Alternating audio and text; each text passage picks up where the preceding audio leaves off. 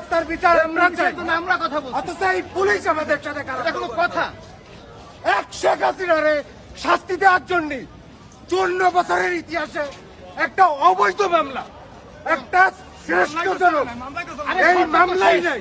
না সরকার তো না বিষয়টা তো এই মামলাই নাই। এই মামলার যে ইনগ্রেডিয়েন্টস, সেই ইনগ্রেডিয়েন্টস অনুযায়ী এ মামলা হতেই পারে না।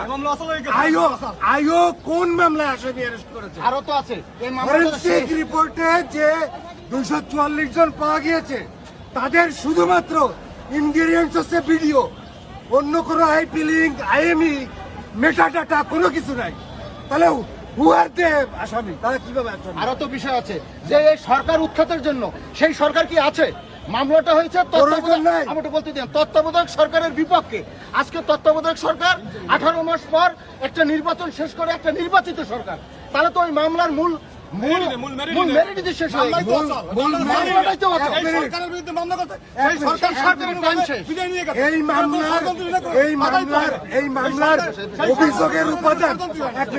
এই মামলার অভিযোগের উপাদান আর ওরই গর্বে ধারা চাইছে রাষ্ট্রদ্রোহী।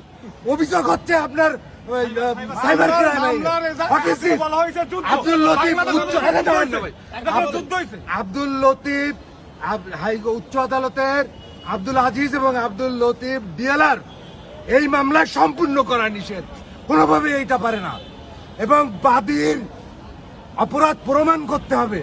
বাদী কি অপরাধ প্রমাণ করেছে? এখানে বাদীর অপরাধ প্রমাণ করতে হবে। আসামির বিরুদ্ধে যে অভিযোগ, সেটা বাদীর প্রমাণ করতে হবে। বাদী তো এই মামলার বাদীই নাই। এই মামলার বাদী উনি এখন নাই। এই মামলার মূল ইনগ্রেডিয়েন্টস মিস্টেক। আরো তো একটা বিষয় আছে, এই মামলা আর্জিতে যে 121 যে রাষ্ট্রদ্রোহী মামলা, বাংলাদেশের বিরুদ্ধে যুদ্ধ ঘোষণা করতে হবে। কোন আসামি বাংলাদেশের বিরুদ্ধে যুদ্ধ করতে? দেশের মধ্যে কোনো যুদ্ধ উপাদান আছে? যুদ্ধ হয় বহিঃশত্রুর বিরুদ্ধে, অন্য রাষ্ট্রের বিরুদ্ধে।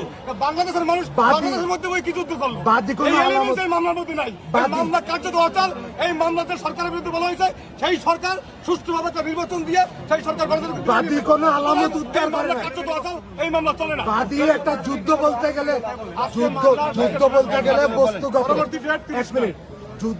গেলে বস্তুগত উপাদান লাগে। এই 121 ক 124 হচ্ছে সশরীরে যুদ্ধ করা লাগবে। কোন ঊর্ধ্বতন কর্মকর্তা প্রেসিডেন্টকে গায়ে হাত দিতে হবে, টাচ করতে হবে। বাদী এই মামলায় কোনো ইনগ্রেডিয়েন্টস, আলামত উদ্ধার করে নাই।